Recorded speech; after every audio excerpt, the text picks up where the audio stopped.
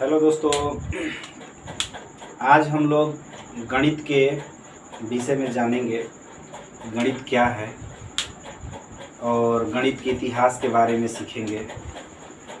यही नहीं, गणित के बारे में हम लोग शून्य से शिखर तक जानेंगे कि गणित क्या होता है।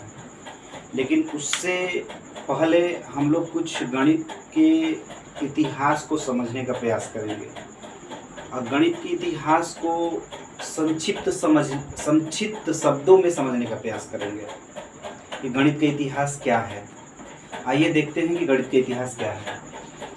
दोस्तों, गणित का इतिहास उतना ही प्राचीनतम है, गणित का इतिहास उतना ही प्राचीनतम है जितना कि मानव समाज की सभ्यताएं हैं, जितना कि मानव समाज की सभ्यताएं हैं। दोस्तों, मानव समाज की सभ्यताओं से क्या रिलेशन है गणित के इतिहास की। मानव समाज की सभ्यताओं का और गणित का रिलेशन है। क्यों है? क्योंकि जब मानव समाज एक सभ्यता में रहना शुरू किया था, उसी समय मानव समाज एक विकास के क्रम में चल पड़ा था। जब मानव समाज विकास के क्रम में चल पड़ा था तो उस समय इस दुनिया में कुछ मुख्य रूप से सभ्यताएं सामने आई। जब मानव समाज किसी विशेष चीज़ों के बारे में चिंतन करना शुरू किया तो उसमें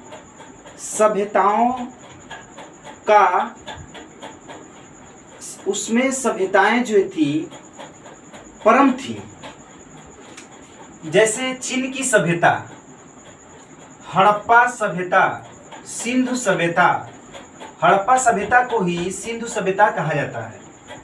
मेसोपोटामिया की सभ्यता, मिस्र की सभ्यता। इसमें सबसे प्राचीन सभ्यता देखा जाए तो मेसोपोटामिया की सभ्यता है। मेसोपोटामिया की सभ्यता सबसे प्राचीनतम है, लेकिन सबसे विकसित सभ्यता को देखा जाए तो वो है हड़प्पा सभ्यता, जो कि भारत की सभ्यता है। भारत की सबसे प्राचीनतम और दुनिया की सबसे विकसित नगरीय सभ्यता है। तो दोस्तों, भारत की सबसे विकसित और नगरीय सभ्यता है, तो इसका मतलब ये हुआ आज से करीब 4,500 वर्ष पुराना है।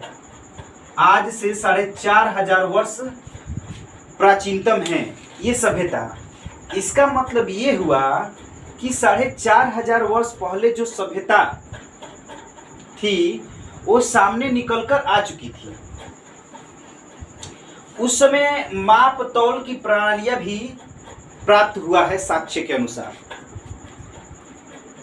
तो इसका मतलब ये हुआ कि गणित की यदि इतिहास की बात किया जाए तो गणित में माप तौल की प्रणालियां, यानी जिसमें जिस विषय को गणना किया जा सके, मापा जा सके, तौला जा सके, वह गणित से संबंधित होता है। इसका मतलब ये हुआ कि हड़प्पा सभ्यता, सिंधु सभ्यता गणित का प्राचीनतम सभ्यता है। यानी गणित की जो शुरुआती इतिहास बात किया जाए तो गणित की शुरुआती इतिहास हड़प्पा सभ्यता ही माना जाएगा। दोस्तों, गणित एक ऐसा विषय है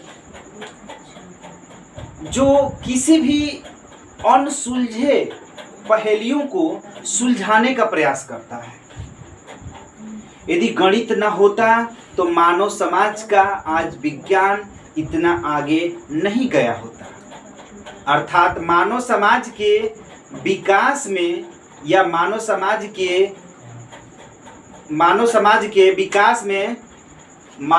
के विकास में जो गणित की अहम भूमिका है, जो आज जिस मानव समाज जितनी इनकी विज्ञान आगे चल दिया है, उसमें मानव समाज की उसमें गणित की अहम योगदान है। यदि गणित की परिभाषा की बात किया जाए तो गणित ऐसी विद्याओं का समूह है। गणित ऐसी विद्याओं का समूह है जो संख्याओं, मात्राओं, परिमाणों, रूपों और उनके आपसी रिश्तों, गुण, स्वभाव इत्यादि का अध्ययन करती है। दोस्तों, गणित जो है एक ऐसी विद्याओं का समूह है जो संख्याओं, मात्राओं, परिमाणों, रूपों और उनके आपसी रिश्तों, गुण, स्वभाव इत्यादि का अध्ययन कराती है। गणित क्या है? एक अमूर्त है, निराकार है, निगमनात्मक है। गणित अमूर्त, निराकार और निगमनात्मक प्रणाली है। गणित की कई शाखाएं हैं, जैसे अंकगणित, रेखागणित, त्रिकोणमिति, सांख्यिकी, बीजगणित, कलन इत्यादि। दोस्तों, गणित में अभ्यस्त व्यक्ति या खोज करने वाले वैज्ञानिकों को गणितज्ञ कहते हैं। गणित में अभ्यस्त व्यक्ति या खोज करने वाले वैज्ञानिकों को गणितज्ञ कहते हैं। यदि गणित का स्टार्टिंग टाइम देखा जाए, जिसमें मानव समाज गणित विषय का प्रयोग करने लगा था, तो वह था हड़प्पा सभ्यता और सिंधु सभ्यता, जिसमें माप तौल की प्रणालियां साक्ष्य के रूप में उपलब्ध हुआ। आधुनिक वैज्ञानिकों ने जब खुदाई करना चालू किया तो उसमें साक्ष्य के रूप में माप तौल प्रणालियां प्राप्त हुआ था। ठीक है। सर्वप्रथम आर्यभट्ट ने प्रतिपादित किया कि पृथ्वी गतिशील है। पृथ्वी गतिशील है और सूर्य स्थिर है, जिसे पश्चिम में कापरनिकस ने 1100 वर्षों बाद 16वीं शताब्दी में स्वीकार किया। सर्वप्रथम आर्यभट्ट ने प्रतिपादित किया कि पृथ्वी गतिशील और सूर्य स्थिर है, जिसे पश्चिम में कापरनिकस ने 1100 वर्षों बाद 16वीं शताब्दी में स्वीकार किया। यानी ब्रह्मांड का कोई भी रहस्य बिना गणित का संभव नहीं है।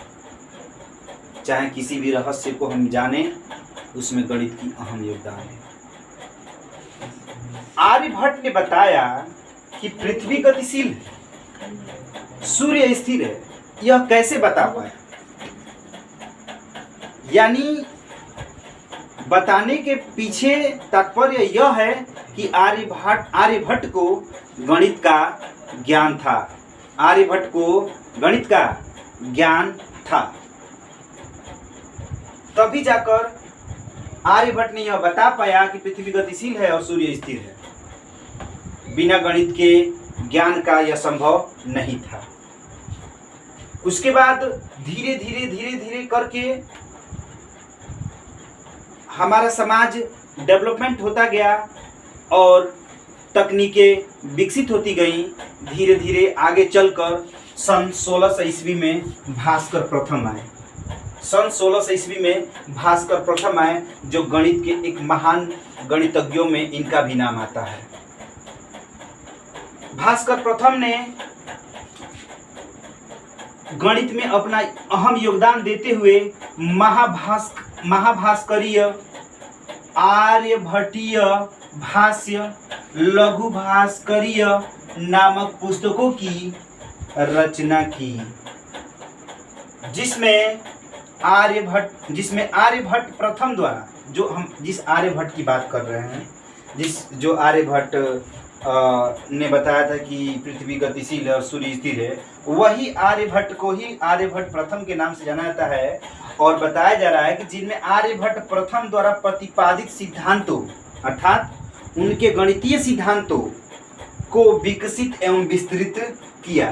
किसने विस्तृत किया? भास्कर प्रथम ने। किसने विस्तृत किया?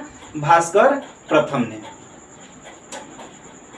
अनिर्धार्य समीकरण पर इन्होंने उल्लेखनीय कार्य किया। अनिर्धार्य समीकरण पर इन्होंने समीकरणों के बारे में, जो समीकरण सॉल्व नहीं होते थे, उस समीकरणों को सॉल्व करने का नए नए तरीका भी दिए। इसलिए भास्कर प्रथम का गणित में अहम योगदान रहा। हम लोग गणित की शून्य से शिखर तक बात करेंगे, लेकिन हमने गणित के इतिहास को सबसे पहले पढ़ाने का लक्ष्य रखा कि सबसे पहले हम लोग गणित के इतिहास को जानेंगे, समझेंगे, तत्पश्चात धीरे धीरे करके आगे की तरफ हम लोग इतिहास के बाद हम आएंगे। आगे क्या होगा अगले वीडियो में बताया जाएगा।